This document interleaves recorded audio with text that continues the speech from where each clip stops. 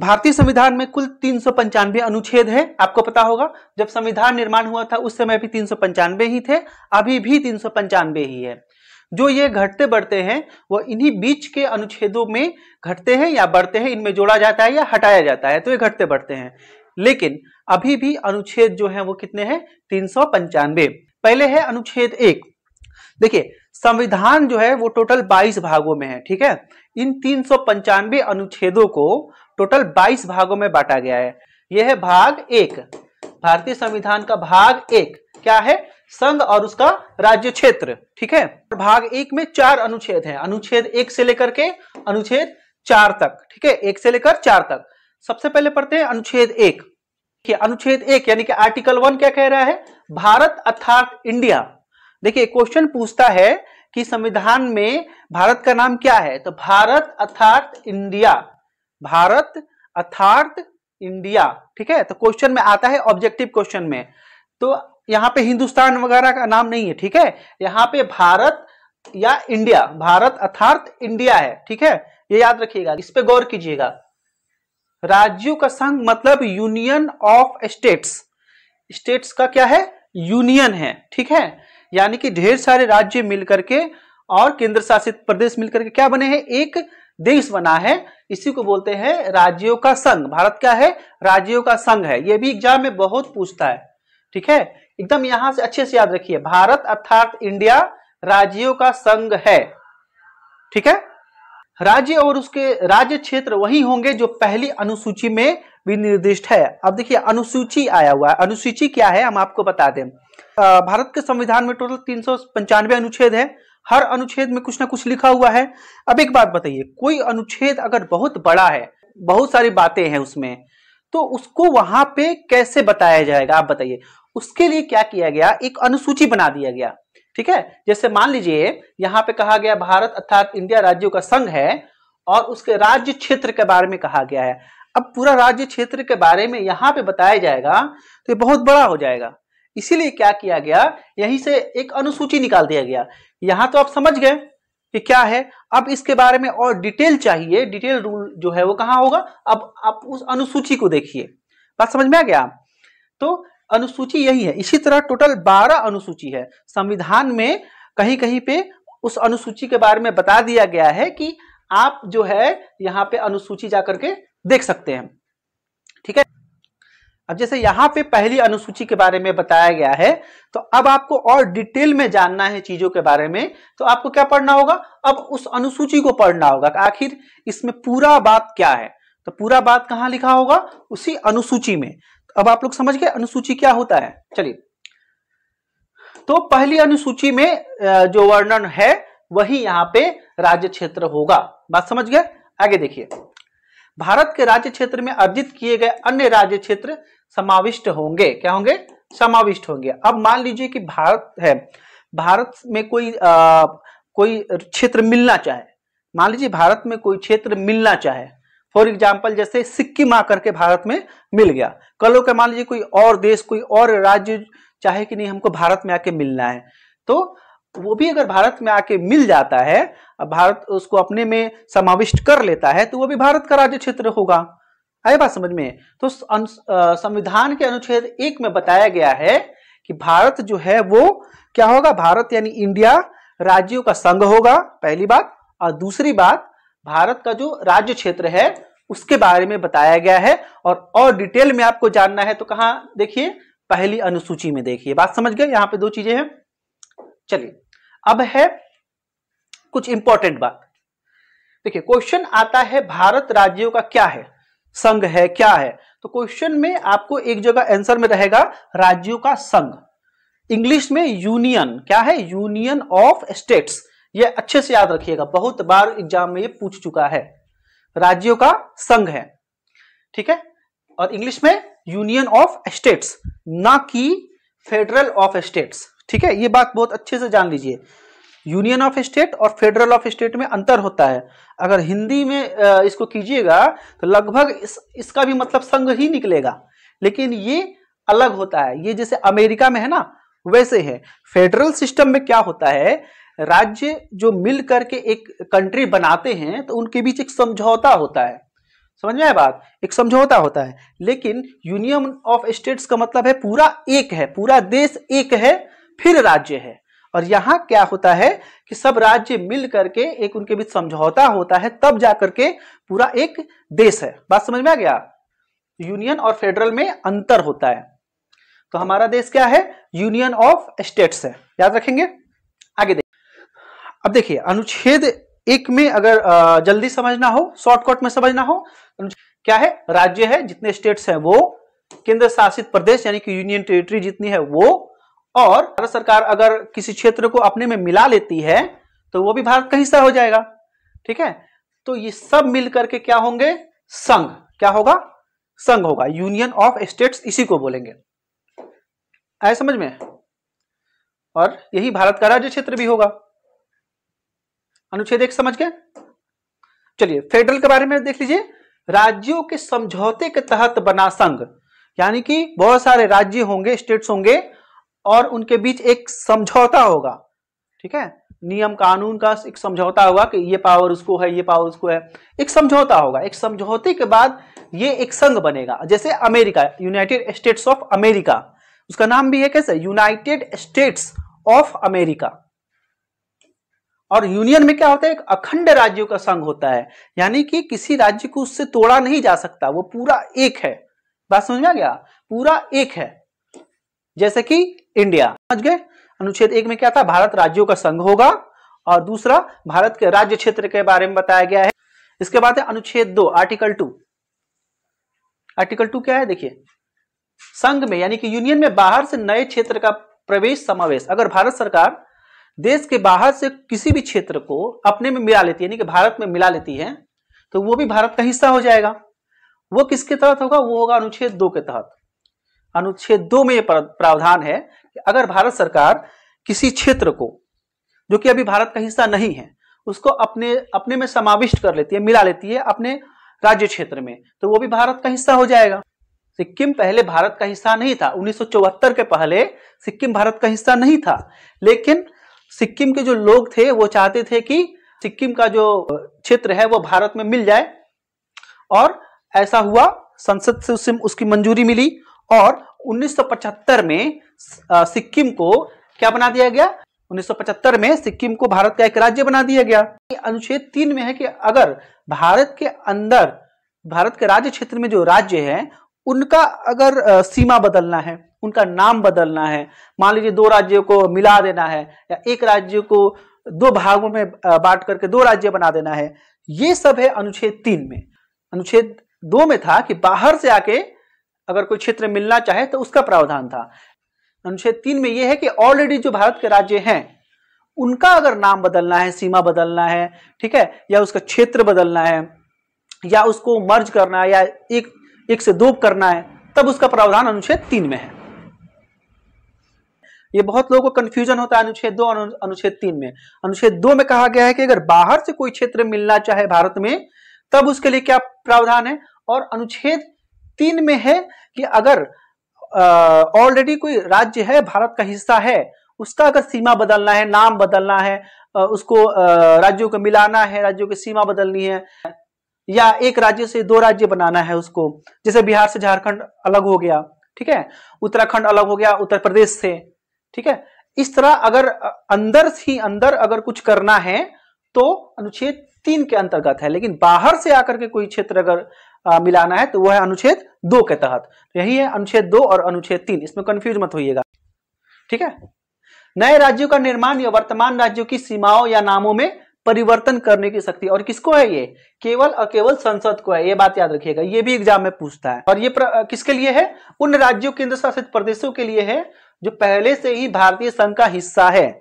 जबकि अनुच्छेद 2 में क्या था, अनुच्छेद 2 में था वो बाहर से कोई राज्य क्षेत्र आकर के भारत में सम्मिलित होना चाहे उसके लिए था, और अनुच्छेद 3 में क्या है, जो ऑलरेडी भारत का हिस्सा है उसके लिए है।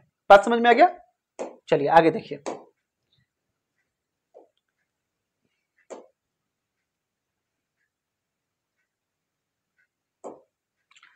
कुछ एग्जाम्पल देख लीजिए।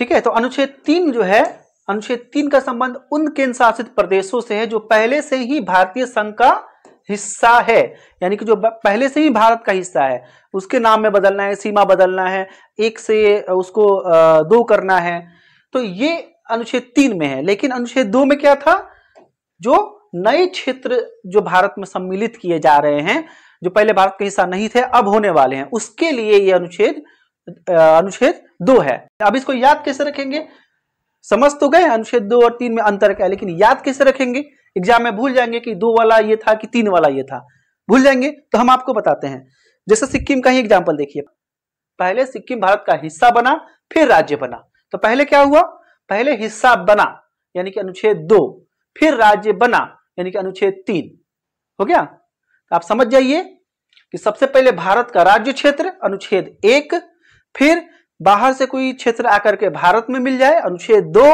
फिर जो राज्य क्षेत्र है उसमें परिवर्तन करना है अनुच्छेद 3। एकदम सिंपल है, 1 2 3 एकदम सीक्वेंस है। अनुच्छेद 4, देखिए अनुच्छेद 4 एग्जाम में उतना नहीं पूछता, 1 2 3 ज्यादा इंपॉर्टेंट है, फिर भी देख लीजिए। अनुच्छेद 4 में है कि जो क्षेत्र अनुच्छेद 2 3 के तहत जो भी क्षेत्र बन रहे हैं, यानी कि बाहर से आकर के अगर कोई राज्य मिल रहा है या आंतरिक तौर पे कोई राज्य का सीमा बदल रहा है, 1 से 2 हो रहा है, तो उस समय जो राज्यसभा की सीटों का पुनर्गठन करना है, ठीक है, उसके बारे में बताया गया है। मान लीजिए कोई क्षेत्र आकर भारत में मिल रहा है, जाहिर सी बात है हमारा राज्यसभा की सीटें बढ़ेंगी, तो इसमें प्रोविजन किया गया है कि कैसे होगा ये, ठीक है। एग्जाम में उतना नहीं पूछता, लेकिन ये पूछ सकता है किससे संबंधित है, याद रखिएगा राज्यसभा की सीटों से संबंधित है। कब, अनुच्छेद 2 और अनुच्छेद 3 के अंतर्गत जो नए क्षेत्र बने भारत में, या जो बंटवारा होने के बाद 1 से 2 होने के बाद, या सीमा में परिवर्तन के बाद जो क्षेत्र बने और वहां पे राज्यसभा की सीटों का जो पुनर्गठन होना है, उसके संबंध में इसके बारे में बताया गया है, ठीक है। अनुच्छेद 5 से लेकर के अनुच्छेद 11 तक में नागरिकता के बारे में बताया गया है, और ये है भारतीय संविधान का भाग 2। टोटल कितने भाग है, टोटल 22 भाग है, उसी में से ये भाग 2 के बारे में बता रहे हैं, क्या है, नागरिकता के बारे में। देखिए जब संविधान लागू हुआ था उस समय स्थितियां अलग थी, क्योंकि आपको पता है कि 1947 में जो भारत और पाकिस्तान का जो विभाजन हुआ था, उसके चलते बहुत सारे प्रॉब्लम्स भी क्रिएट हुई थी उस तत्काल सिचुएशन में। कौन भारत का नागरिक होगा, कौन नहीं होगा, ये बहुत सारी उस समय दुविधाएं भी थी। देखिए तो भारत का जो संविधान लागू हुआ था उस समय जो प्रावधान इसमें अनुच्छेद 5 में किए गए, ठीक है, वो उस समय के जो तत्काल परिस्थितियां थी उसके अनुसार बनी थी। और इसके बाद अनुच्छेद 11 में ये प्रावधान कर दिया गया कि संसद यानी कि पार्लियामेंट जो है वो नागरिकता के संबंध में अपना कानून बना सकती है, ठीक है। तो अनुच्छेद 5 में जो प्रावधान है वो आपको उतना याद नहीं रखना है, ठीक है, आपको मेन याद रखना है कि अनुच्छेद 5 से लेकर के अनुच्छेद 11 तक नागरिकता के बारे में बताया गया है, ठीक है। और अनुच्छेद 11 आपको बहुत अच्छे से याद रखना है, ठीक है, कि संसद को पावर मिली हुई है नागरिकता के बारे में क्या करने के लिए, कानून बनाने के लिए। देखिए इसमें सारे जो आर्टिकल है वो एग्जाम पॉइंट ऑफ व्यू से बहुत ज्यादा इंपॉर्टेंट नहीं है, लेकिन कुछ बहुत इंपॉर्टेंट है, तो हम 1 बाय 1 इसको बताते हैं। देखिए अनुच्छेद 5 में ये कहा गया, ये जो है संविधान प्रारंभ होने पे नागरिकता के बारे में बता रहा है, ठीक है। बाद में इसमें संशोधन हुए थे, क्योंकि हमने बताया ना कि संसद को यानी कि पार्लियामेंट को ये पावर मिला कि नागरिकता के बारे में कानून बना सकती है, तो समय समय पे कानून बनते रहे। ये जो बने थे ये उस समय की तत्काल परिस्थितियों के अनुसार बने थे, ठीक है। चूंकि भारत और पाकिस्तान का बंटवारा हुआ था, अभी अभी देश आजाद हुआ था, तो उस समय की परिस्थितियां अलग थी और आज की परिस्थिति जो है वो अलग है। आज हम लोग अच्छे से सेटल हो चुके हैं, ठीक है। देखिए उस समय ये था कि संविधान के प्रारंभ पर प्रत्येक व्यक्ति जिसका भारत के राज्य क्षेत्र में अधिवास है, अधिवास मानी निवास है, और जो भारत के राज्य क्षेत्र में जन्मा था, या जिसके माता पिता में से कोई एक भारत के राज्य क्षेत्र में जन्मे थे, या जो किसी ऐसे प्रारंभ से ठीक पहले कम से कम 5 वर्ष तक भारत के राज्य क्षेत्र में मामूली तौर पे रह रहा था। ये वाला क्यों है, अब मान लीजिए ये प्रोविजन नहीं रहता तो उस हिसाब से देखा जाए तो माउंटबेटन भी 1947 में भारत आया था, तो वो भी भारत का नागरिक हो जाता कि भाई हम भी इतने महीनों से रह रहे हैं। ऐसा इसलिए नहीं, बहुत सारे अंग्रेज फिर भारत का नागरिक हो जाते हैं, ठीक है। इसीलिए ये प्रोविजन बहुत इंपॉर्टेंट था, ठीक है। तो भारत के राज्य क्षेत्र में जिनका जन्म हुआ था वो तो ऑब्वियसली भारतीय होंगे। जिनके माता पिता में से कोई भारत राज्य क्षेत्र में उनका जन्म हुआ था, ये भी ऑब्वियसली उनके भी बच्चे भारतीय होंगे। ठीक है, और कम से कम जो है वो ऐसे प्रारंभ से ठीक पहले कम से कम 5 वर्ष तक मामूली तौर का मतलब है निवास कर रहे हैं। मान लीजिए व्यापार के लिए कहीं जा रहे हैं, फिर आकर के रह रहे हैं, तो ये मामूली तौर से ही हुआ। ठीक है, यानी कि वहां पे आमतौर पे यहाँ पे रह रहे थे, वो भी क्या होंगे, भारत के नागरिक होंगे। यह उस समय का प्रोविजन था जब संविधान लागू हुआ था। इसके बाद परिस्थितियां बदलती गई, सिचुएशंस बदलते गए और कानून बना और फिर उसके बाद उसमें संशोधन होते गए। ठीक है, अभी 2019 में भी एक संशोधन हुआ, आपको पता होगा, CAA के बारे में न्यूज में काफी छाया रहा था, विरोध प्रदर्शन भी काफी हुआ था उसके बारे में, आप लोग न्यूज में देखे होंगे। लेकिन बुक्स में ऐसे दी हुई है कि समझ में ही नहीं आता है। ज्यादातर किताब में ऐसे दिया हुआ इस टॉपिक को, नागरिकता के टॉपिक को, कि आपको ठीक से समझ में ही नहीं आएगा कि आखिर पहले क्या हुआ था, बीच में क्या हुआ, अभी क्या हो रहा है, तो आपको समझ में ही नहीं आएगा। ठीक है, चलिए देखिए, तो ये उस समय की सिचुएशन के अनुसार ये प्रावधान था। इसके बाद क्या हुआ देखिए, इसके बाद इससे आगे सीधे अनुच्छेद 11 में बताएंगे।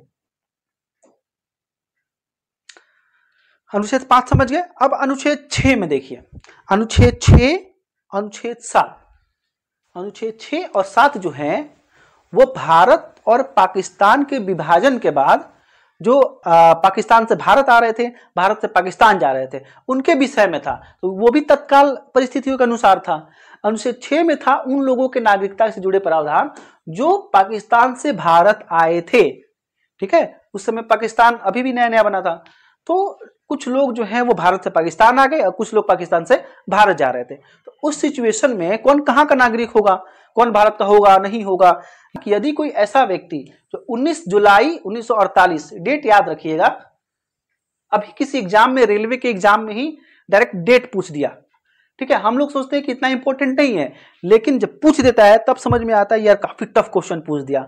ठीक है, ये तो बुक्स में है ही नहीं, लेकिन बुक्स में है, हम लोग इस पे गौर नहीं करते। ठीक है, यदि कोई ऐसा व्यक्ति जो 19 जुलाई 1948 से पहले भारत आया, इस समय देश आजाद हो चुका था, ध्यान दीजिएगा, आजादी के बाद की बात है ये, 19 जुलाई 1948 से पहले भारत आया और तब से भारत के राज्य क्षेत्र में मामूली तौर से निवास कर रहा है। ठीक है, तब वो भारत का नागरिक होगा। ठीक है, ये प्रावधान किया गया। और मान लीजिए वो 19 जुलाई 1948 के बाद आया, पहले आया तो ठीक है, अब बाद में आया, तब उसको रजिस्ट्रेशन यानी कि पंजीकरण के द्वारा वो नागरिक बन सकता था, उसके लिए अलग नियम थे। ठीक है, ये हमने मोटा मोटा समझा दिया आपको, नियम तो ज्यादा थे लेकिन मोटा मोटा आप इतना समझिए फिलहाल, क्योंकि एग्जाम पॉइंट ऑफ व्यू से इतना ही इंपॉर्टेंट है। अनुच्छेद 6 में था कि जो भारत आए थे पाकिस्तान से, अब 7 में क्या होगा, जो भारत से चले गए पाकिस्तान, तो ऑब्वियस सी बात है कि वो भारत के नागरिक नहीं होंगे, सीधी बात है ना। इसमें भी डेट दिया गया 1 मार्च 1947 के बाद, याद रखिएगा, देश आजाद हुआ था 15 अगस्त 1947 को, और ये कब की बात है, उससे पहले की बात है। तो उसके बाद जो भारत से पाकिस्तान प्रव्रजन कर गए, कहां चले गए, पाकिस्तान चले गए, उनको भारत का नागरिक नहीं समझा जाएगा। ठीक है, इसके बाद भी कुछ प्रोविजन थे, लेकिन एग्जाम पॉइंट ऑफ व्यू से इतना ही आप याद रखिए, बहुत है। ठीक है, इसका अगर इमेज बनाना है माइंड में, तो आप गदर मूवी देखे होंगे, यही सनी देओल वाला, सनी देओल और अभिषा पटेल वाला आप देखे होंगे गदर मूवी, इसको आप देख लीजिएगा, बहुत अच्छा मूवी है, आपको बहुत अच्छे से चीजें समझ में आएंगी कि कैसे भारत से पाकिस्तान उस समय लोग गए होंगे, कैसे पाकिस्तान से भारत आए होंगे, क्या उस समय की परिस्थितियां रही होंगी, कितना लोगों को कष्ट झेलना पड़ा होगा। ठीक है, एक कहानी के बारे में यहां भी बताया गया है गदर मूवी में, आप लोग देखे होंगे, गदर एक प्रेम कथा। चलिए, अनुच्छेद 8 में बताया गया कि मान लीजिए कोई व्यक्ति है, वो भारतीय मूल का है, भारतीय मूल का मतलब उसकी जड़ भारत में है, यानी कि दादा दादी नाना नानी में से या मम्मी पापा में से कोई भारत में रहता हो, भारत का नागरिक हो। ठीक है, लेकिन अब वो क्या हो गया, अब वो विदेश में सेटल हो गया, वहां पर वो मामूली तौर पे रहने लगा। ठीक है, तो अब वो चाहता है कि नहीं हम भारत के नागरिक बने, तो उसके लिए भी कुछ प्रावधान होने चाहिए, उसके बारे में बताया गया है अनुच्छेद 8 में। आप एग्जाम पॉइंट ऑफ व्यू से इतना ही याद रखिए कि जिसके दादा दादी नाना नानी में से कोई भारत के नागरिक थे, तो ऐसे व्यक्ति जो भारतीय मूल का है और वो भारत की नागरिकता लेना चाहता है, तो उसके बारे में बताया गया है। बस इतना याद रखिए अनुच्छेद 8 के बारे में, आपका काम आराम से हो जाएगा एग्जाम में। इससे डीप क्वेश्चन जनरली नहीं ही पूछता है। ठीक है। अनुच्छेद 9, अनुच्छेद 9 थोड़ा सा इंपॉर्टेंट है, इसको याद रखिएगा।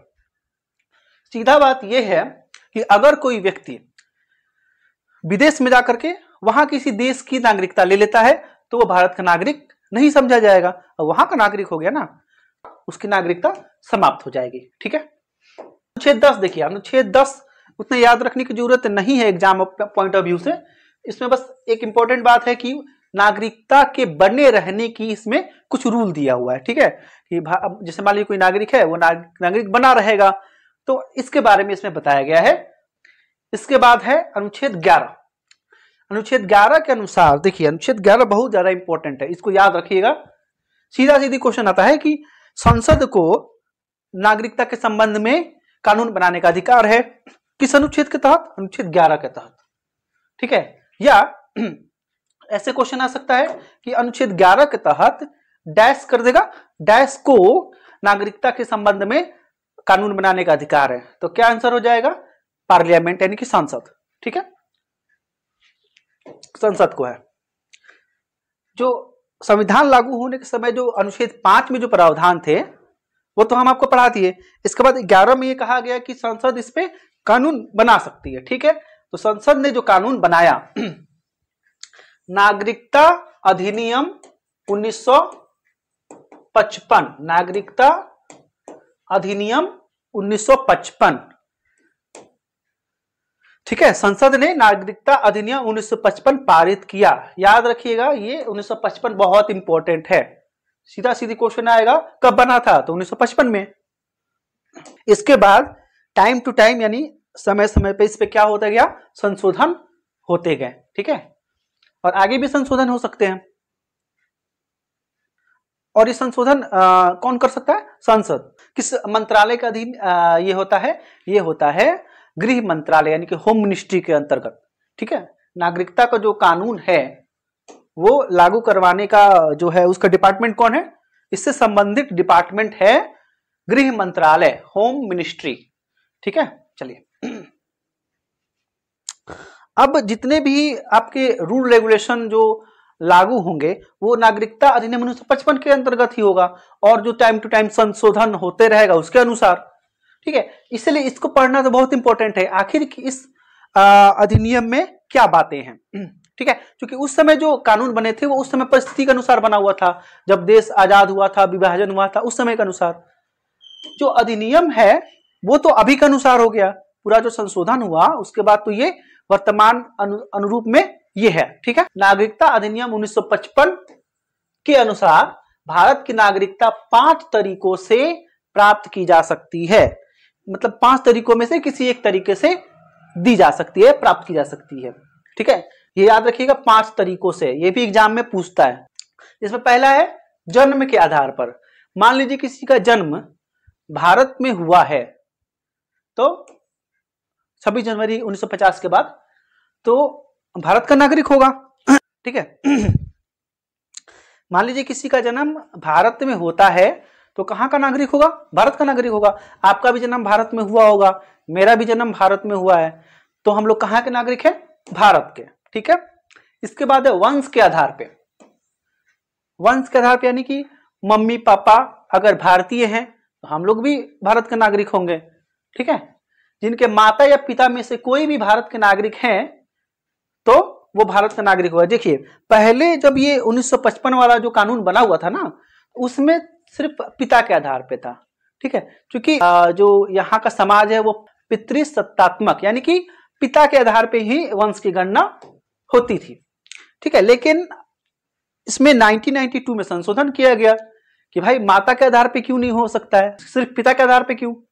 मान लीजिए किसी की माता भारतीय है तो उसका बच्चा भारतीय क्यों नहीं होगा?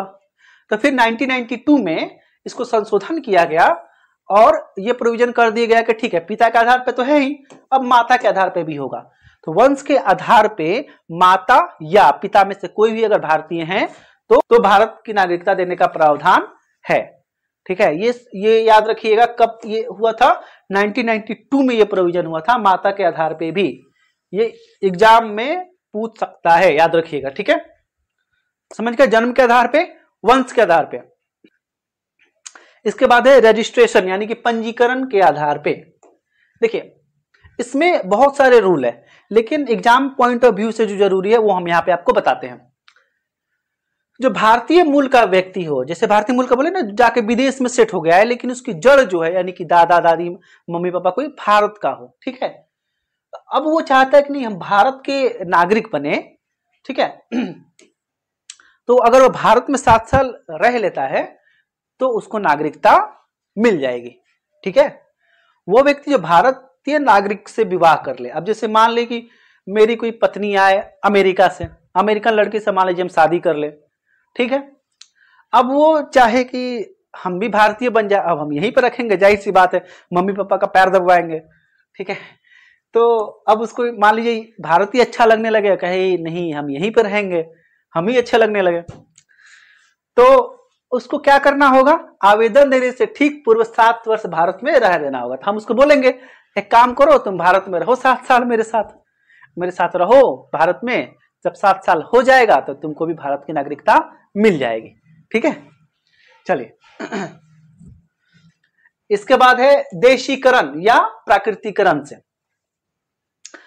समझ गए? ये समझ गए? ये सभी के लिए नहीं था, ये किसके लिए था? जो भारतीय मूल का हो या किसी भारतीय से वो विवाह कर ले, उसके लिए था। अब देशीकरण वाला तो कोई भी आ सकता है। जैसे मान लीजिए कोई व्यक्ति हो, चीन का हो या श्रीलंका का हो या अमेरिका का हो कोई व्यक्ति। ठीक है, अब उसको भारत अच्छा लगने लगे कि नहीं यहाँ ठीक है, यहाँ हम रहेंगे। ठीक है, या यहाँ पे मान लीजिए जॉब करने आया और उसको यहीं पे अच्छा लगने लगा, यहीं पे हम अपना घर वर बसा के रहेंगे, तब उसको क्या करना होगा नागरिकता के लिए? तो जो मेन पॉइंट है वो हम आपको बताते हैं एग्जाम पॉइंट ऑफ व्यू से। जो मेन है उसको कम से कम 12 साल भारत में रहना होगा, कुल 12 साल रहना होगा। ये है आपको देशीकरण या आपको प्राकृतिकरण के, दोनों बोलते हैं इसको। इसके तहत अगर कोई नागरिकता प्राप्त करना चाहे तो ये रूल है। ठीक है, 4 तरीके आप समझ गए। ठीक है, 5वां है अगर किसी क्षेत्र को भारत में मिला लिया जाए। जैसे कि मान लीजिए पहले सिक्किम भारत का हिस्सा नहीं था, फिर 36वें संविधान संशोधन के तहत वो भारत का हिस्सा बन गया, तो ऑटोमेटिक वहां के जो लोग हैं वो भारत के नागरिक हो गए। उसी तरह गोवा पहले भारत का हिस्सा नहीं था, आपको पता होगा। ठीक है, वहां पे पहले पुर्तगालियों का शासन था। जब गोवा भारत का हिस्सा बन गया तो फिर वहां के लोगों को भारत की नागरिकता मिल गई। उसी तरह सिक्किम के लोगों को भी मिल गई। तो जो नए क्षेत्र भारत में आके मिलेंगे वहां के लोगों को ऑटोमेटिकली भारत की नागरिकता दे दी जाएगी। चलिए आगे देखिए। 1955 में जो नागरिकता अधिनियम बना था उसमें टाइम टू टाइम संशोधन भी हुए हैं। ठीक है, 1955 में जो बना था वो संशोधन हुआ 1986 में, 2003 में, 2005 में, 2015 में और 2019 वाला तो सब जानते हैं। ठीक है, हो गया अनुच्छेद 5 से लेकर के अनुच्छेद 11 खत्म। भारतीय नागरिकता यानी कि संविधान का भाग 2 कंप्लीट। ठीक है, मौलिक अधिकार यानी कि मूल अधिकार, इंग्लिश में क्या बोलेंगे? Fundamental rights. ठीक है, देखिए ये है अनुच्छेद 12 से लेकर के अनुच्छेद 35 तक। भाग 3, भाग 2 में था नागरिकता, भाग 3 में है मौलिक या मूल अधिकार यानी कि फंडामेंटल राइट्स। मूल अधिकारों के बारे में जितना विस्तृत विवरण हमारे संविधान में मिलता है यानी कि भारत के संविधान में मिलता है, उतना विश्व के किसी भी संविधान में नहीं मिलता है। यहां तक कि अमेरिका के संविधान में भी इतना विस्तृत वर्णन नहीं है जितना हमारे संविधान में है। ठीक है, इसका जो अनुच्छेद है वो है 12 से 35। ठीक है, एग्जाम में अगर क्वेश्चन आएगा कि मौलिक अधिकार यानी कि मूल अधिकार कहां से प्रेरित है, तो मूल अधिकार जो है वो अमेरिका के संविधान के बिल ऑफ राइट से प्रेरित है। ठीक है, संविधान के भाग 3 को भारत का मैग्ना कार्टा कहा जाता है। मैग्ना कार्टा क्या है? मैग्ना कार्टा जो है वो इंग्लैंड के राजा यानी कि राजा जॉन द्वारा 1215 ईस्वी में अधिकारों का एक चार्टर जारी किया गया था। चार्टर यानी कि कानूनों का एक लिस्ट होता है, उसमें जारी किए गए कानून के बारे में बताया गया होता है। ठीक है, जारी किया गया और कहा जाता है कि यही चार्टर पहला ऐसा अधिकार था, यानी कि अधिकारों का एक चार्टर था जो नागरिकों के लिए जारी किया गया था। ठीक है, तो यहीं से जो मैग्ना कार्टा शब्द था इसका प्रयोग किया जाता है यहाँ पे। तो क्वेश्चन आता है भारत के संविधान के किस भाग को मैग्ना कार्टा कहा जाता है? तो भाग 3 को। ठीक है, मूल अधिकारों के संबंध में सुप्रीम कोर्ट द्वारा गारंटी व सुरक्षा प्रदान की जाती है। इसका मतलब यह है कि अगर आपके मूल अधिकार इनके फंडामेंटल राइट्स का हनन होता है तो आप डायरेक्ट सुप्रीम कोर्ट में जा सकते हैं। ठीक है, डायरेक्ट सीधे आप सुप्रीम कोर्ट में जा सकते हैं। कोई व्यक्ति सीधे उच्चतम न्यायालय में जा सकता है, ऐसा जरूरी नहीं है कि हाई कोर्ट यानी कि उच्च न्यायालय के खिलाफ ही वहां पर अपील को लेकर के जाया जाए। आप डायरेक्ट भी सुप्रीम कोर्ट में जा सकते हैं। इसीलिए कहा जाता है कि मौलिक अधिकारों को सुप्रीम कोर्ट के द्वारा गारंटी व सुरक्षा प्रदान किया गया है। ठीक है, राष्ट्रीय आपातकाल यानी कि नेशनल इमरजेंसी जब लगती है, राष्ट्रीय आपातकाल की सक्रियता के दौरान मौलिक अधिकारों को निलंबित किया जा सकता है। ठीक है, लेकिन इसमें भी अनुच्छेद 20 और अनुच्छेद 21 यानी कि आर्टिकल 20 और आर्टिकल 21 इसको जो है वो निलंबित नहीं किया जा सकता है। इन दोनों को छोड़ के ही निलंबित किया जा सकता है, वो भी किसके द्वारा? पार्लियामेंट द्वारा यानी कि संसद द्वारा। और जब राष्ट्रीय आपातकाल यानी कि नेशनल इमरजेंसी लगती है ना, तो अनुच्छेद 19 में जो 6 अधिकार होते हैं हमारे, हम आगे बताएंगे, वो ऑटोमेटिक ही निलंबित हो जाते हैं, जिसमें बोलने की स्वतंत्रता, कहीं आने जाने की स्वतंत्रता, ये सब शामिल होती है। ये ऑटोमेटिक ही निलंबित हो जाती है। ये अधिकार वाद योग है। वाद योग का मतलब ये है कि कोर्ट में इस पे वाद विवाद हो सकता है। ठीक है, राज्य इन पर युक्ति युक्त प्रतिबंध लगा सकता है। यहां पे राज्य का मतलब है स्टेट वाला नहीं, जो बिहार, यूपी, एमपी वो वाला राज्य नहीं। यहां पे राज्य का मतलब है सरकार और उसके अंग यानी कि गवर्नमेंट और उसके पार्ट्स, यानी कि ऐसे समझिए कि जो कानून बनाते हैं और वो लागू करते हैं वही यहाँ पे राज्य हैं। इसमें संसद भी हो सकती है, पार्लियामेंट। ठीक है, राज्य के विधानमंडल भी हो सकते हैं, विधानसभा। इसके अलावा जो लोकल गवर्नमेंट होते हैं, जैसे कि डिस्ट्रिक्ट लेवल पर भी गवर्नमेंट होती है, नगर पालिका होती है, नगर निगम होते हैं, तो जो भी नियम कानून बनाते हैं और उन्हें लागू करते हैं वो यहाँ पे राज्य होंगे। ठीक है, तो ये राज्य जो होंगे वो इन पर युक्ति युक्त प्रतिबंध लगा सकती है। यानी कि युक्ति युक्त का क्या मतलब हुआ कि उचित कारण होना चाहिए। तो राज्य यानी कि सरकार जो है इस पर युक्ति युक्त प्रतिबंध लगा सकता है। ये कारण युक्ति युक्त है कि नहीं, यानी कि जो जिस कारण से भी मौलिक अधिकारों पे प्रतिबंध लगाया जा रहा है वो कारण सही है कि नहीं, रीजनेबल है कि नहीं है, इसका फैसला कौन करेगा?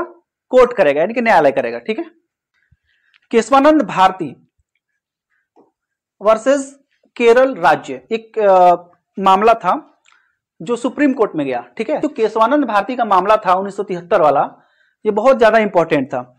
इसमें सुप्रीम कोर्ट ने कहा कि अगर, ध्यान से सुनिएगा, अगर संविधान संशोधन होता है और उस संविधान संशोधन से संविधान का जो मूल ढांचा है वही अगर बदल जा रहा है, ठीक है, तो वो जो संविधान संशोधन होगा वो अवैध घोषित किया जाएगा। ठीक है, तो संसद जो है वो संविधान में ऐसे परिवर्तन नहीं कर सकती है जिससे पूरा का पूरा संविधान का जो बेसिक स्ट्रक्चर है, बेसिक ढांचा है वो चेंज हो जाए। तो ऐसा संशोधन संसद नहीं कर सकती है। ठीक है, यही कहा गया केशवानंद भारती मामले में, जो कि 1973 में आया। और ये बहुत ही ज्यादा इंपॉर्टेंट बात है, इसको याद रखिएगा, ये एग्जाम्स में आते हैं। तो ये कितने प्रकार के अधिकार हैं? यहाँ पे टोटल 6 तरीके के अधिकार हैं। ठीक है, नागरिकों के पास टोटल 6 तरीकों के अधिकार हैं। पहले ये 7 हुआ करते थे, 44वें संविधान संशोधन द्वारा एक को हटा दिया गया। अब हमारे पास टोटल 6 मौलिक अधिकार हैं, जिसमें एक है समता का अधिकार, यानी समता का मतलब होता है समानता का अधिकार, यानी कानून के नजर में सब बराबर हैं। राज्य अगर कानून बनाएगा, यानी कि सरकार अगर कानून बनाएगा तो सबके लिए एक समान लागू करेगा और राज्य के नजर में सभी व्यक्ति एक जैसे हैं। ठीक है, ये है अनुच्छेद 14 से लेकर के अनुच्छेद 18 तक। ठीक है, इसके बाद है स्वतंत्रता का अधिकार। स्वतंत्रता का अधिकार में क्या होगा? बोलने की स्वतंत्रता, कहीं घूमने की स्वतंत्रता, आने जाने की स्वतंत्रता, ठीक है, अपना पर्सनल लाइफ जीने की स्वतंत्रता, ठीक है, आगे हम बताएंगे इसके बारे में डिटेल में। ये है अनुच्छेद 19 से लेकर के अनुच्छेद 22 तक। ठीक है, इसके बाद है शोषण के विरुद्ध अधिकार। शोषण के विरुद्ध अधिकार को शॉर्टकट में समझिए, किसी भी व्यक्ति के शोषण होने से बचाने के लिए, जैसे बच्चों का शोषण, शोषण के विरुद्ध अधिकार जो है वो है अनुच्छेद 23 और अनुच्छेद 24 में। ठीक है, इसके बाद है धार्मिक स्वतंत्रता का अधिकार। धार्मिक स्वतंत्रता का अधिकार में क्या है कि सरकार के लिए सभी धर्म बराबर है, किसी भी धर्म में भेदभाव नहीं किया जा सकता है। ठीक है, और किसी भी व्यक्ति को अपना धर्म अपने धर्म के अनुसार अनुसरण करने की आजादी है। वो अपने धर्म के अनुसार चल सकता है, उसका प्रचार प्रसार कर सकता है, उसके जो भी विधि विधान है उसको मान सकता है, उसका पालन कर सकता है। ठीक है, यह है अनुच्छेद 25 से लेकर के अनुच्छेद 28 तक धार्मिक स्वतंत्रता का अधिकार। इसके बाद है संस्कृति और शिक्षा संबंधी अधिकार, यानी कि हर व्यक्ति को अपनी संस्कृति जो कल्चर है उसका एक, ये देखिए, ये एक व्यक्ति के लिए भी हो सकता है और व्यक्ति के समूह के लिए भी हो सकता है। ठीक है, क्योंकि संस्कृति जो होती है, कल्चर होता है, ये जनरली किसी एक व्यक्ति का नहीं होता, ये पूरे समूह में होता है। ठीक है, तो अपनी संस्कृति को बचा करके रखने और उसको संरक्षण का जो अधिकार है वो आपको मिलेगा अनुच्छेद 29 और अनुच्छेद 30 में। और यह है संवैधानिक उपचारों का अधिकार। ये सबसे इंपॉर्टेंट है, संवैधानिक उपचारों का अधिकार जो आप देख रहे हैं, ये कहता है कि अगर इन पांचों में से किसी का हनन होता है तो आप इसके लिए डायरेक्ट जा सकते हैं सुप्रीम कोर्ट में, अनुच्छेद 32 आर्टिकल 32। और सबसे इंपॉर्टेंट बात यह है कि ये खुद अपने आप में एक मौलिक अधिकार है, यानी कि आप 6 पढ़ें, 5 तो है ही, छठा जो है ये कहता है कि इनमें से किसी का हनन होता है तो ये है। ठीक, और ये ऑटोमेटिक अपने में भी मौलिक अधिकार है। इसकी सुरक्षा की गारंटी कौन देता है? Supreme court. पहला जो हमारा अधिकार था समता या स्वतंत्रता का अधिकार, वो था अनुच्छेद 14 से लेकर के अनुच्छेद 18 तक। अब सवाल ये है कि आखिर अनुच्छेद 12 यानी कि आर्टिकल 12 और आर्टिकल 13 ये कहां गए? तो अनुच्छेद 12 में राज्य की परिभाषा दी गई है, यानी कि राज्य क्या है इसके बारे में बताया गया है। तो हमने अभी शॉर्टकट में बताया कि राज्य को ऐसे समझिए कि गवर्नमेंट यानी कि सरकार, और सरकार के जितने भी पार्ट हैं जो कानून बनाते हैं लोगों के लिए और लागू करते हैं, वो सारे क्या होंगे? राज्य होंगे। जैसे एग्जांपल के तौर पे संसद, पार्लियामेंट, राज्य में विधानसभा, विधानमंडल। ठीक है, आप अपने जिले में भी देख सकते हैं, जिले में भी नगर निगम या नगर पालिका वगैरह जो होते हैं वो सब राज्य की श्रेणी में ही आएंगे। ठीक है, तो अनुच्छेद 12 में आपको राज्य की परिभाषा दी गई है। आर्टिकल 13 कहता है कि यदि किसी विधि का मतलब होता है कानून, सरकार जो कानून बनाती है वो। यदि अनुच्छेद 14 यानी कि आर्टिकल 14, इसमें आर्टिकल 14 कहता है संविधान का कि विधि के समक्ष समता और विधियों का समान संरक्षण। विधि का मतलब होता है कानून, कानून के समक्ष यानी कानून के सामने सभी बराबर हैं। ठीक है, और दूसरा बात है विधियों का समान संरक्षण, यानी कि अगर कोई कानून लागू होता है तो सबके लिए एक समान लागू होगा। ठीक है, और कानून के सामने सब जो है वो बराबर है। राज्य सभी के लिए एक समान कानून यानी कि विधि बनाएगा और उन पर एक समान लागू करेगा, भेदभाव नहीं किया जा सकता है। ठीक है, कि आखिर ये हमारे संविधान में आया कहां से?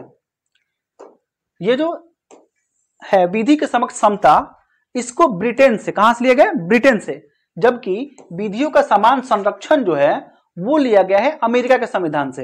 ये क्वेश्चन बहुत बार एग्जाम में पूछा हुआ है कि विधि के समक्ष समता कहां से लिया गया है, तो आपको याद रहेगा ब्रिटेन से। अनुच्छेद 15 क्या कहता है? धर्म, नस्ल, जाति, लिंग या जन्म स्थान के आधार पे भेदभाव नहीं किया जा सकता है। देखिए, ये बात तो ठीक है कि आप भेदभाव नहीं किया जा सकता है, लेकिन कुछ लोग जो हैं वो कमजोर और पिछड़े रह गए हैं। ठीक, उनको मुख्य धारा में लाने के लिए, यानी कि जो समाज का विकास है उस समाज के विकास में वो उस लेवल तक नहीं पहुंचे जहां उनको होना चाहिए, तो उसके लिए सरकार को यानी गवर्नमेंट को ये पावर दी गई है, प्रोविजन किया गया है कि इनके लिए सरकार स्पेशल नियम बना सकती है। अनुच्छेद 16 कह रहा है लोक नियोजन के विषय में अवसर की समानता। लोक नियोजन का मतलब होता है कि अगर कहीं पे नियुक्ति हो रही है, यानी कि रोजगार के संदर्भ में ये बात है, अगर नियुक्ति हो रही है तो उसमें भेदभाव नहीं किया जा सकता है, उसमें सब चीज समान होनी चाहिए सबके लिए। लेकिन SC, ST, OBC और जो कमजोर वर्ग के लोग हैं उनको उनको क्या मिला हुआ है, आरक्षण वगैरह की व्यवस्था है, सरकार ऐसा कर सकती है, समाज में पिछड़े ना रह जाए, इसीलिए इनको भी आगे बढ़ना जरूरी है, इसीलिए इनको भी आरक्षण का प्रोविजन किया गया इनके लिए। अब है अनुच्छेद 17, अस्पृश्यता का अंत। अस्पृश्यता का मतलब है छुआछूत, ठीक है, जैसे पुराने जमाने में छुआछूत वगैरह लोग मानते थे, ठीक है, तो अब जो है वो सब चीज नहीं चलेगा, ठीक है, इसी को बोलते हैं अस्पृश्यता। हालांकि इसको संविधान में परिभाषित नहीं किया गया, इसका डेफिनेशन नहीं दिया गया कि है क्या, लेकिन आप ऐसे समझ सकते हैं कि ये छुआछूत से संबंधित बात कही गई है। अस्पृश्यता के उन्मूलन के लिए इसे दंडनीय अपराध घोषित किया गया है। इसके लिए एक अधिनियम भी बना था, जो अधिनियम था वो पारित हुआ था 1955 में, और इस कानून का नाम था अस्पृश्यता अपराध अधिनियम 1955, ठीक है। अनुच्छेद 18 कहता है उपाधियों का अंत, यानी कोई भी व्यक्ति कोई उपाधि धारण नहीं कर सकता। जैसे पहले के जमाने के लोग करते थे ना, महाराज की उपाधि धारण करते थे, महाराजाधिराज की उपाधि धारण करते थे। ये राज्य, सेना या विद्या संबंधी सम्मान के सिवाय अन्य कोई भी उपाधि राज्य द्वारा प्रदान नहीं की जाएगी।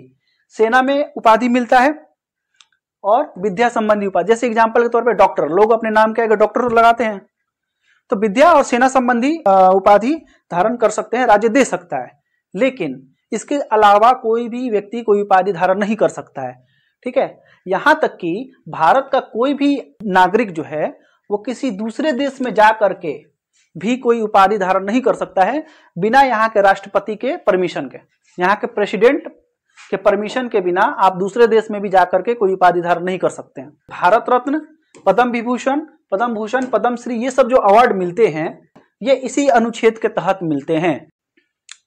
पहले अनुच्छेद 19(1)(a) देख लीजिए, इसमें मौखिक रूप से यानी कि बोल करके, लिख करके, इलेक्ट्रॉनिक यानी कि फेसबुक, व्हाट्सएप, यूट्यूब के जरिए या जैसे भी इलेक्ट्रॉनिक तरीके से प्रसारण, प्रेस, चित्र के माध्यम से अपनी राय व्यक्त करने का अधिकार है।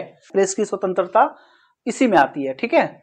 ब्लॉग यानी कि गूगल पे आप जो सर्च करते हैं, जैसे ब्लॉगिंग होता है गूगल पे, ब्लॉग, वेबसाइट, आरटीआई बहुत इंपॉर्टेंट है, आरटीआई राइट टू इंफॉर्मेशन, जिसमें हम लोग सरकारी विभागों से आरटीआई लगा करके उनसे क्वेश्चन पूछते हैं कि इसका क्या हुआ, ये क्या हो रहा है, ये आरटीआई के बारे में आप सुने होंगे, ठीक है। ये सारे जो हैं वो अनुच्छेद 19(1)(a) में है, ठीक है। 19(1)(b) क्या कहता है कि आप बिना हथियारों के शांतिपूर्ण तरीके से इकट्ठा हो सकते हैं और सभा कर सकते हैं, ठीक। अनुच्छेद 19(1)(c) क्या कहता है कि आप संघ या समिति या संगठन बना सकते हैं, ठीक है। डी क्या कहता है, किसी भी क्षेत्र में, देश के किसी भी क्षेत्र में आप आ जा सकते हैं, घूम सकते हैं ना, घूमने की स्वतंत्रता है, आप देश के किसी भी क्षेत्र में आ जा सकते हैं। विदेश में जाने के लिए भले ही आपको पासपोर्ट वगैरह की जरूरत पड़ती हो। देश के किसी भी क्षेत्र में निवास कर सकते हैं, ठीक है, आप वहां पे बस सकते हैं, अपना घर बना सकते हैं, रह सकते हैं।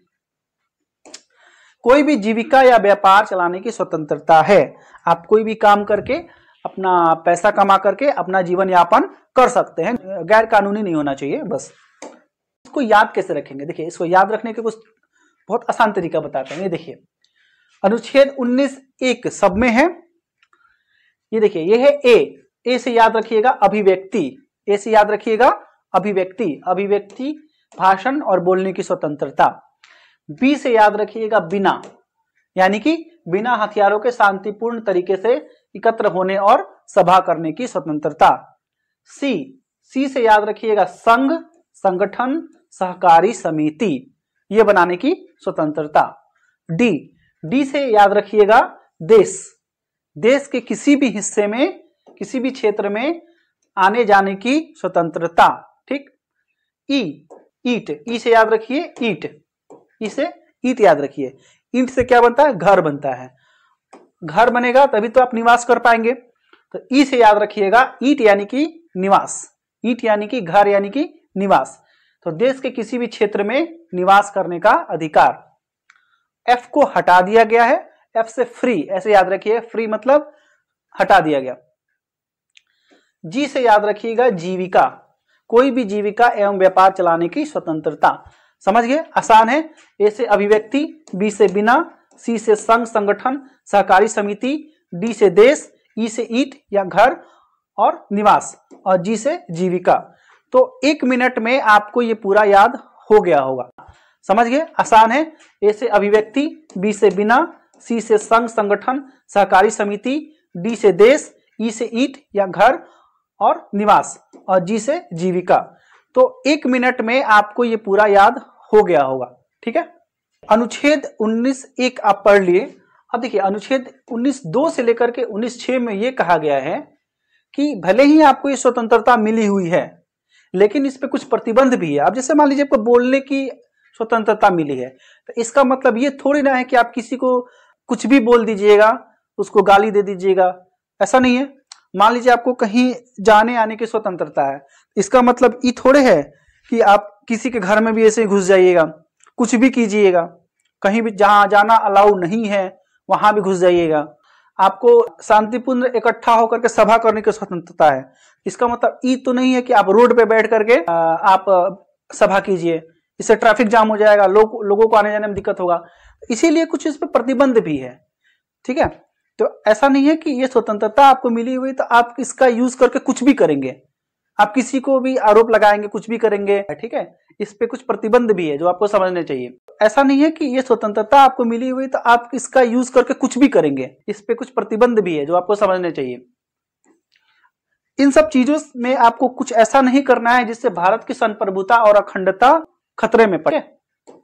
सार्वजनिक व्यवस्था भंग हो, यानी कि लोगों को प्रॉब्लम हो। ठीक है। आपके कामों से लोगों को दिक्कत होने लगे, लोगों को प्रॉब्लम होने लगे, सार्वजनिक व्यवस्था भंग हो जाए, आप ऐसा नहीं कर सकते हैं। मान हानि, मान का मतलब होता है मान सम्मान प्रतिष्ठा।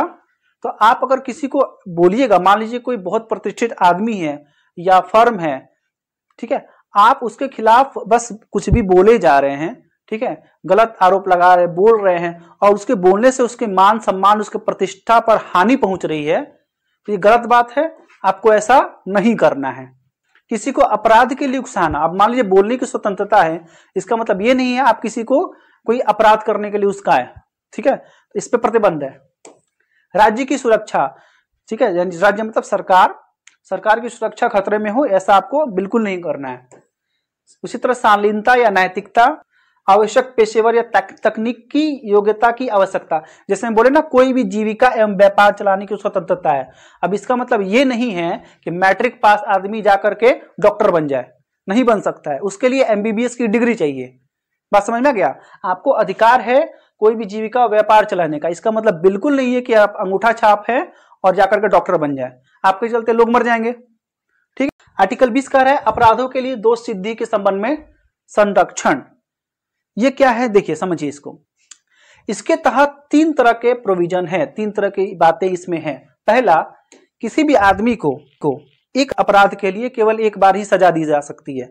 मान लीजिए किसी आदमी ने चोरी किया एक बार, तो उसको उसके लिए एक ही बार सजा मिलेगी। अब उसी चोरी के लिए 2 बार सजा नहीं मिलेगी। अपराध करने के तहत जो कानून है उसी के तहत सजा मिलेगी, ना कि पहले और बाद के अनुसार। मान लीजिए किसी व्यक्ति ने मार्च में चोरी किया, मान लीजिए उसी चोरी के लिए अप्रैल में कानून हो गया 5 साल, लेकिन मार्च में था 2 साल, तो चोरी चूंकि वो मार्च में किया इसलिए उसको 2 साल की सजा मिलेगी, 5 साल की नहीं। तो चोरी करते वक्त यानी कि अपराध करते वक्त जो सजा का प्रोविजन था उसी के अनुसार उसको सजा मिलेगा, ना कि पहले और बाद के अनुसार। समझ गए बात को? और दूसरी बात, किसी भी व्यक्ति को स्वयं के विरुद्ध न्यायालय में यानी कि कोर्ट में गवाही देने के लिए बाध्य नहीं किया जा सकता है। अनुच्छेद 21 आर्टिकल 21, ठीक है, आर्टिकल 21 बहुत बड़ा है। जैसे ही सुप्रीम कोर्ट के ऑर्डर्स आ रहे हैं, हाई कोर्ट के, सुप्रीम कोर्ट के, ये और बड़ा होते जा रहा है, व्यापक होते जा रहा है, इसलिए इसको शॉर्ट में पढ़ते हैं आर्टिकल 21 को। ठीक है। किसी भी व्यक्ति को विधि यानी कि कानून द्वारा स्थापित प्रक्रिया के अतिरिक्त उसके जीवन और दैहिक यानी कि व्यक्तिगत स्वतंत्रता से वंचित नहीं किया जा सकता है। यानी कि सरकार को यह हक नहीं है कि किसी व्यक्ति की जान ले, बशर्ते कि कानून में प्रोविजन होना चाहिए। यानी कि अगर कानून में प्रोविजन है तभी सरकार किसी की जान ले सकती है, अन्यथा किसी की भी जान नहीं ली जा सकती है, किसी का भी जीवन उससे नहीं छीना जा सकता है। ठीक है। तो इसलिए कहा गया है कि विधि द्वारा स्थापित प्रक्रिया से ही यह किया जा सकता है, उसकी प्राण या उसके दैहिक स्वतंत्रता छीनी जा सकती है, अन्यथा नहीं। ठीक है। अब इसमें बहुत कुछ आ जाता है, जैसे कि राइट टू प्राइवेसी, हर इंसान को अपने प्राइवेसी में जीने का अधिकार है। देखिए आर्टिकल 21A मूल संविधान में नहीं था, इसको जोड़ा गया 86वें संविधान संशोधन के द्वारा 2002 में इसको संविधान में जोड़ा गया। इसमें कहा गया है कि 6 साल से लेकर के 14 साल तक के जो बच्चे होते हैं, 6 साल से लेकर के 14 साल तक के जो बच्चे हैं, उनको निःशुल्क और अनिवार्य शिक्षा उपलब्ध कराएगा राज्य। यानी कि 6 साल से 14 साल तक के बच्चों का जो शिक्षा है वो उसका मौलिक अधिकार है। ठीक है, आप देखते होंगे सरकारी स्कूल जितने भी हैं उसमें निःशुल्क पढ़ाई होती है, वो एडमिशन लेने से मना नहीं कर सकते हैं, क्योंकि हर बच्चे का अधिकार है जो 6 से 14 साल का है, उसको अधिकार है निःशुल्क और अनिवार्य शिक्षा का। समझ में आ रहा बात, वो मौलिक अधिकार है उसका। अब देखिए इसमें क्या किया गया, एक RTE लाया गया, यानी कि राइट टू एजुकेशन, ये लाया गया 2009 में, इसको लागू किया गया 1 अप्रैल 2010 से।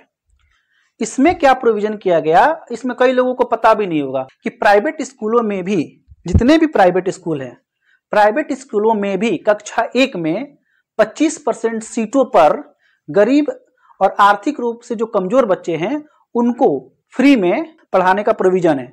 यानी कि सभी स्कूलों को ये गाइडलाइन मिला हुआ है, प्राइवेट स्कूलों की मैं बात कर रहा हूं, सरकारी में तो फ्री है ही। जितने भी प्राइवेट स्कूल हैं उनको RTE के तहत कक्षा 1 में 25% सीटों पर किनको एडमिशन देना है, गरीब और जो आर्थिक रूप से कमजोर बच्चे हैं उनको एडमिशन देना है। और उनका जो खर्च है, पढ़ाई का जो भी खर्च है वो कौन देगा, वो देगा सरकार, गवर्नमेंट पे करेगी। ठीक है, साथ ही स्कूलों में बच्चों के मानसिक और शारीरिक उत्पीड़न पर भी प्रतिबंध लगाया गया। पहले तो भाई स्कूलों में बहुत पिटाई होती थी, लेकिन अब बैन हो गया है। ठीक है, बच्चों को मारना पीटना नहीं है, उनको प्रताड़ित नहीं करना है। सही भी है, आप बताइए बच्चों को मारेंगे तो पढ़ेगा कैसे, वो डर के मारे पढ़ेगा नहीं, जिसको नहीं पढ़ना है ऐसे भी नहीं पढ़ेगा। 23 से लेकर के अनुच्छेद 24 यानी कि शोषण के विरुद्ध अधिकार, ठीक है, राइट अगेंस्ट एक्सप्लॉइटेशन। देखिए आर्टिकल 23 में कहा गया है, यानी अनुच्छेद 23 में मानव के दुर्व्यापार और बलात् श्रम का निषेध है। यानी कि बलात् का मतलब होता है बलपूर्वक जबरदस्ती, यानी कि उससे जबरदस्ती आप श्रम यानी कि काम नहीं करवा सकते हैं। अगर उसकी मर्जी नहीं है तो जबरदस्ती आप उससे काम किसी से नहीं करवा सकते हैं। और दूसरा है उसकी खरीद बिक्री नहीं कर सकते हैं। आप सुने होंगे या टीवी वगैरह में देखे भी होंगे कि दासों की खरीद बिक्री होती थी। ठीक है, तो अनुच्छेद 23 क्या कहता है कि मानव की खरीद बिक्री नहीं की जा सकती है और उससे जबरदस्ती श्रम यानी कि काम नहीं करवाया जा सकता है। ठीक है, अब जबरदस्ती काम में ये भी है कि आप किसी से काम करवा ले, उससे उसको पैसा ना दे, जबरदस्ती ही हुआ ये। ठीक है, किसी व्यक्ति की खरीद बिक्री, बेगारी का मतलब वही है, आप किसी से काम करवा लिए फ्री में, वो करना नहीं चाहता था फ्री में, लेकिन फिर भी आप फ्री में जबरदस्ती करवा लिए। इसी प्रकार का अन्य जबरदस्ती यानी कि बलात् श्रम करवाना निषिद्ध ठहराया गया है। राष्ट्र की सेवा के लिए गवर्नमेंट चाहे तो आपको बाध्य कर सकती है कि आपको ये काम करना है, तो होना भी चाहिए। देश है तभी तो हम लोग हैं। अगर आप किसी से जबरदस्ती काम करवा रहे हैं, उसको पैसा नहीं दे रहे हैं या खरीद बिक्री कर रहे हैं, उसके लिए कानून है न्यूनतम मजदूरी अधिनियम 1948, आप सुने होंगे, अनैतिक दुर्व्यापार अधिनियम 1956, ठेका अधिनियम 1970, बंधुआ मजदूरी व्यवस्था निरसन अधिनियम 1976, एक है समान पारिश्रमिक अधिनियम 1976। ठीक है, इसके तहत दंड का जो प्रोविजन है उसके अनुसार दंड दिया जा सकता है। चलिए आगे देखिए, अब है अनुच्छेद 24। अनुच्छेद 23 आप समझ गए, किसी से आप जबरदस्ती काम नहीं करवा सकते हैं और मानव की खरीद बिक्री नहीं कर सकते हैं। ठीक है, अनुच्छेद 24 कहता है कि कारखानों आदि में बालकों को नियोजन का निषेध है। ये तो आप लोग जरूर जानते होंगे कि 14 वर्ष से कम आयु के किसी बच्चे को कारखानों, खानों या अन्य किसी जोखिम यानी कि खतरे भरे कामों में नहीं नियुक्त किया जा सकता है। सरकार ने इस पे और भी अपडेट किया, क्या किया वो बताते हैं। अब देखिए, बाल श्रम प्रतिषेध एवं नियमन अधिनियम 1986 आया। इसके तहत 14 वर्ष से कम उम्र के बच्चों को किसी भी काम में नियोजित करना अपराध है। अभी अब क्या पढ़ रहे हैं कि जोखिम भरे, खतरे भरे कामों में नियुक्त नहीं किया जा सकता है, लेकिन इसमें आया कि आप नियुक्त ही नहीं कर सकते कहीं भी नहीं, किसी भी काम में नहीं। ठीक है, क्योंकि ये जो उम्र होता है बच्चों का वो पढ़ने लिखने का होता है, ठीक है, शिक्षा का होता है, उनको उतना ज्ञान नहीं होता है। चीजों को लेकर के, ठीक है। इसलिए उनके शिक्षा और उनके विकास का ये समय होता है, ठीक है। तो इसमें क्या किया गया, 14 वर्ष से कम उम्र के बच्चों को किसी भी कार्य में नियोजन अपराध घोषित कर दिया गया और 18 वर्ष से कम उम्र के बच्चों को जोखिम भरे काम के लिए नियुक्त करना अपराध है। यानी कि 14 वर्ष से कम के लिए तो कहीं नियुक्ति नहीं कर सकते और 18 से कम है तो आप जोखिम भरे कामों में नियुक्त नहीं कर सकते हैं। समझ गए। 2016 में इस अधिनियम का नाम बदल करके क्या कर दिया गया, बाल एवं किशोर श्रम निषेध अधिनियम 1986 कर दिया गया, ठीक है। चलिए आगे देखिए।